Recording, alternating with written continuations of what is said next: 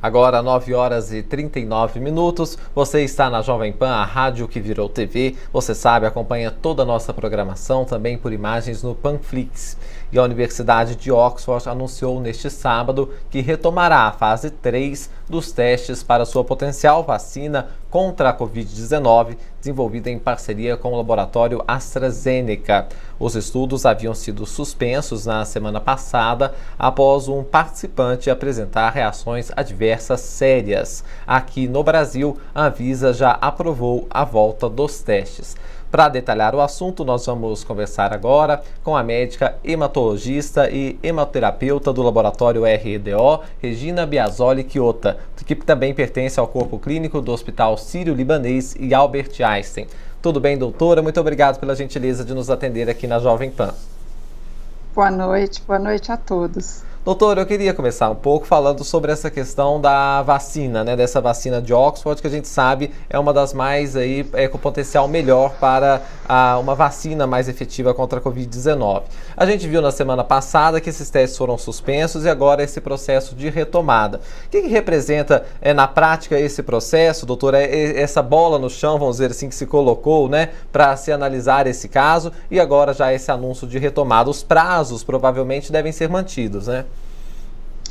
Sim, acredito que os prazos não vão sair da meta principal e isso, na verdade, traduz uma grande transparência nos estudos, né? Uma grande seriedade, porque a partir do momento que você tem toda uma mobilização mundial e houve um evento adverso e isso para em todo o mundo, quer dizer, existe uma seriedade muito grande, uma transparência muito grande na divulgação desse estudo. Então, nós sabemos que os eventos adversos, eles fazem parte do universo de qualquer estudo que envolva vacinas, medicamentos e qualquer ser humano. Então, ou humano ou animais, então isso faz parte do universo do que está sendo estudado. Mas existiu uma grande seriedade de abortar-se o processo enquanto isso não estava devidamente esclarecido. Então, uma semana, isso para a vacina é muito pouco e, na minha opinião pessoal, isso não vai interferir na meta e dos prazos almejados para a liberação das vacinas. Pois é, a senhora fala desse aspecto da seriedade dos laboratórios. Isso também é esperado para os outros testes de vacina que têm acontecido no mundo, né? Sim. Hoje fica muito difícil você não ter essa postura de seriedade, né? O mundo tão globalizado do jeito que está, os órgãos tão acostumados a serem fiscalizados, então isso se expande para as outras vacinas também.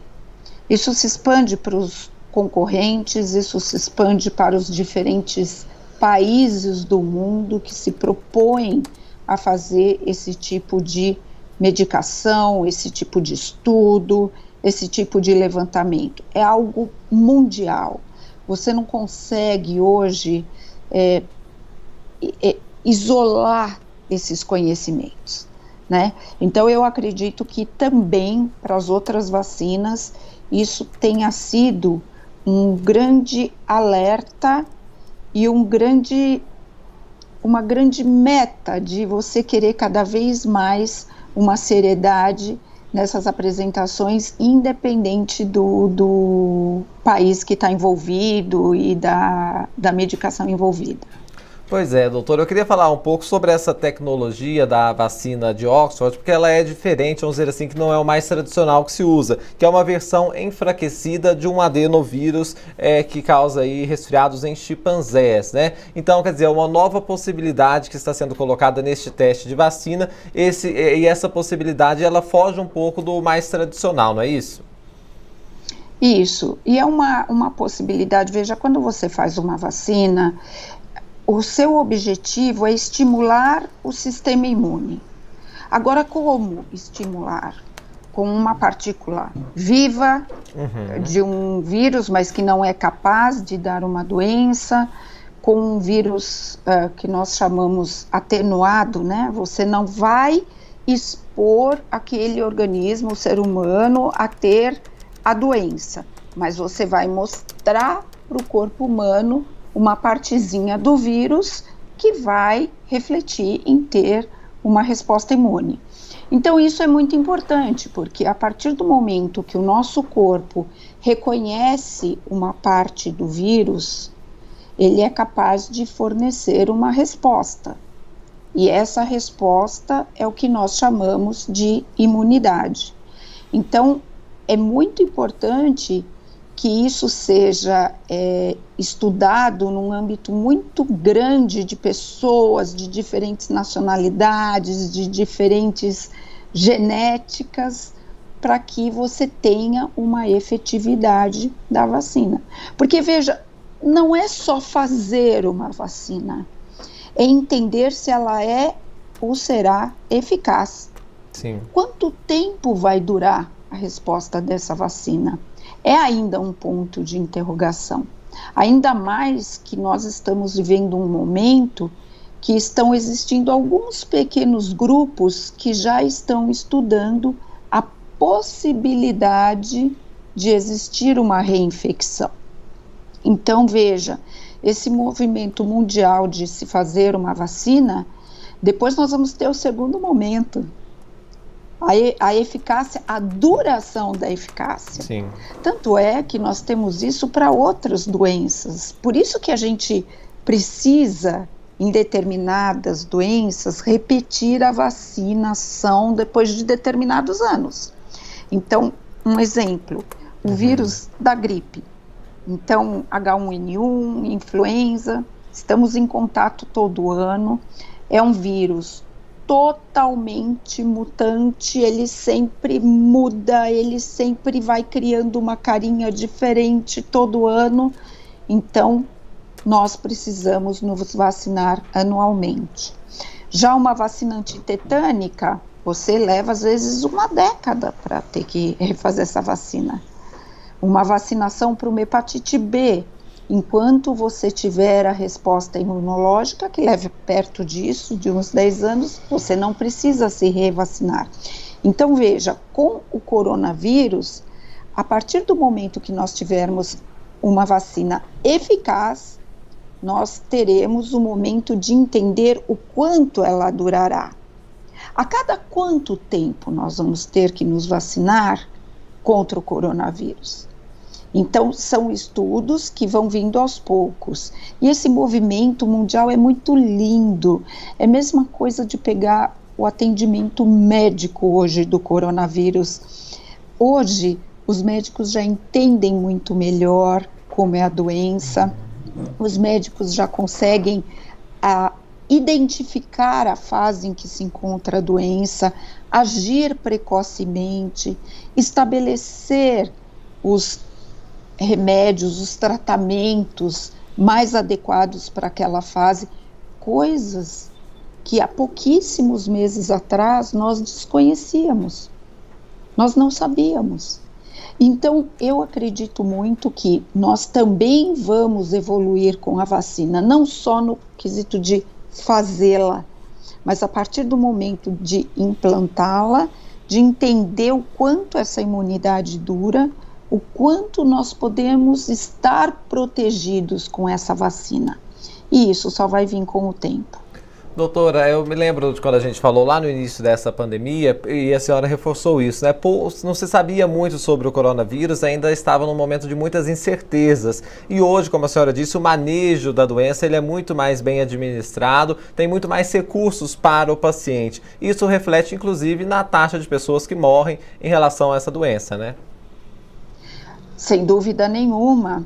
Hoje, a taxa de mortalidade com a visão do atendimento médico, ela é muito menor, porque hoje nós sabemos identificar as fases da doença e conseguimos atuar da melhor forma em cada uma. No começo não, no começo a gente tinha aquela tomografia, aquele padrão de vidro fosco, e o que fazer, e os antibióticos, tudo era muito tentado meio às cegas, e depois a gente foi construindo uma resposta médica para esse atendimento. Nós fomos entendendo que é uma doença que hoje a gente sabe que ela tem 3 fases muito distintas. A fase que é gripal, que a gente chama de fase viral, que é aquela dos sintomas que começam de uma forma muito confusa, confundindo muito com uma gripe, mas que com o tempo a gente foi vendo que foi tendo uma carinha de coronavírus. Dor de garganta, a diminuição da oxigenação, e aí a gente foi para a segunda fase para entendermos que depois dessa fase que nós chamamos viral, a doença tem uma fase inflamatória. Então, nessa fase é que explodem substâncias inflamatórias no nosso corpo, e daí o grande problema com as populações que estão dentro da obesidade, que já é uma doença inflamatória, e aí nós fomos entender por que tantos pacientes jovens acabaram morrendo, né? E aí, depois dessa tal tempestade inflamatória, nós fomos entender que nós tivemos um último desfecho da doença, que é a parte realmente mais grave dos pacientes que realmente tiveram indicação de, inclusive, hospitalização, inclusive com intubação orotraqueal, que na verdade é aquele cano que vai na boca do paciente e que fica pelo menos 14 dias. Então, veja, esse desenho da doença, ele foi se formando no mundo nesses meses, assim como agora as vacinas também estão se formando. Da mesma forma que hoje, e exatamente hoje, dia 14 de setembro de 2020, nós estamos entendendo a possível realidade de uma vacina inalatória. Sim. E não mais intramuscular. Então, agora, esses grupos de estudo, inclusive de Oxford, do Imperial College, então, estão vendo a possibilidade de que, mais do que uma vacina aplicável por injeção, que ela possa ser, talvez, inalada. Então, esses estudos também virão, talvez com uma menor possibilidade de efeitos colaterais, porque a partir do momento que você inala uma vacinação, você já está em contato direto com o teu sistema respiratório, e talvez exija doses menores dessa droga, vinda através de vacinação, e isso possa ter efeitos melhores, não sabemos. Talvez daqui a um mês, Afonso, eu esteja com você aqui, dando notícias até diferentes. Mas existe um avanço, veja, até o próprio avanço dentro das próprias vacinas, sejam elas por vírus atenuado, um vírus até que foi encontrado com a infestação no próprio chimpanzé. Então, e o fato dela poder ter uma esperança de ser inalatória, são os desenhos da evolução. Então, eu acredito que 2021 para nós vai ser um ano muito importante em termos da prevenção dessa doença. Doutora, em todos os países. A gente tem falado muito da pandemia, né? E aí, em cada momento dessa doença, a gente focou em algum aspecto em particular. Hoje, muito essa questão da vacina, né? Com esses investimentos, com os laboratórios aí dando essas respostas. Mas há pouco tempo a gente falava também de medicamentos, né? Contra o coronavírus. E aí depois isso acabou não ficando tão mais em evidência, mas se falou em vários medicamentos, tanto para casos precoces quanto para casos mais graves. Como é que está essa discussão hoje? O que foi possível avançar nesse ponto? Olha, hoje nós temos algumas questões muito claras de medicamentos que não temos mais questionamento em cima disso. Então, vou dar 2 exemplos. Então, hoje nós sabemos da importância do corticoide, de medicamentos que é o corticoide, ele é um medicamento anti-inflamatório, mas ele é de base hormonal, ele não é um anti-inflamatório igual esses que a gente toma para uma dor nas costas, para uma dor de cabeça. Ele é um anti-inflamatório, porém que mexe com os hormônios do corpo e tem uma base hormonal. Então, o corticoide e fundamentalmente o anticoagulante, que é uma outra classe de medicamentos, e para a gente falar de uma forma bem fácil de entender, é um medicamento que deixa o sangue fino. Sim, sim. Que evita a trombose. Então, esses dois medicamentos hoje, eles estão muito focados para o tratamento do coronavírus, principalmente para se evitar a última fase da doença, aquela terceira fase, que é a fase mais grave, a fase trombótica. Então, esses dois medicamentos hoje nós não discutimos. Inicialmente, inúmeros tratamentos foram tentados. Teve toda aquela discussão lá atrás da hidroxicloroquina, que não teve depois uma sustentação científica, e aí eu abro um parênteses muito grande, porque se você colocar hidroxicloroquina para coronavírus, realmente isso não se sustenta, tá? Mas estudos muito particulares de você introduzir essa droga no momento certo, na dose certa, em situações mas muito específicas, pode ser que se tenha um ganho. Então, assim, de uma forma geral, só esses dois medicamentos adicionados a uma antibiótico terapia, a um antibiótico, é que ficaram preconizados mesmo como um tratamento clássico para o coronavírus. E todas aquelas especulações paralelas de vitamina D, de zinco, tudo isso, até a Sociedade Brasileira de Infectologia se pronunciou inúmeras vezes, não tem embasamento científico. Então, não se confirmaram.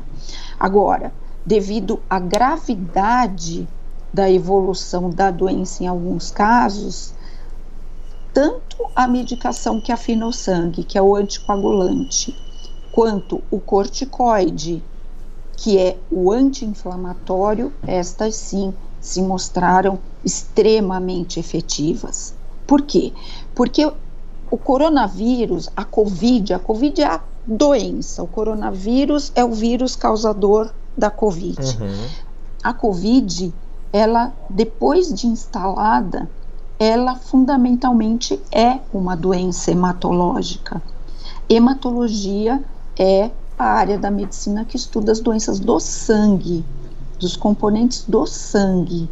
E como ela tem um desfecho, a Covid, de trombos lá na frente, que depois fomos entender que as imagens pulmonares se tratavam, na verdade, de microtrombos, é que nós fomos evoluindo para instituir esses medicamentos. E não é qualquer anticoagulante, são anticoagulantes muito específicos que têm uma ação importante nessa questão do vírus.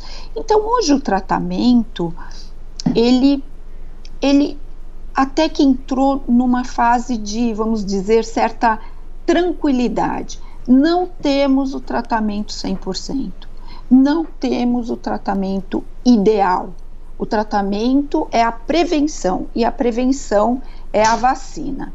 Então, nós não temos ainda esse tratamento, enquanto não tivermos a vacina, mas temos essas 3 classes de medicamentos, o anti-inflamatório, o anticoagulante e o antibiótico, que hoje é o carro-chefe do tratamento da Covid. Bom, nós falamos aqui com a médica hematologista e hematoterapeuta do laboratório RDO, Regina Biasoli Chiota, que também pertence ao corpo clínico do Hospital Sírio-Libanês e Albert Einstein. Doutor, o tempo passou muito rápido, foi muito bom o nosso bate-papo aqui, detalhando essas questões da pandemia, essas descobertas que vêm acontecendo, e a gente vai conversar na próxima oportunidade, quando isso ainda vai estar mais decifrado. Muito obrigado pela gentileza de nos atender aqui na Jovem Pan, uma boa noite e até a próxima oportunidade. Boa noite a todos, é sempre um prazer. Um grande abraço.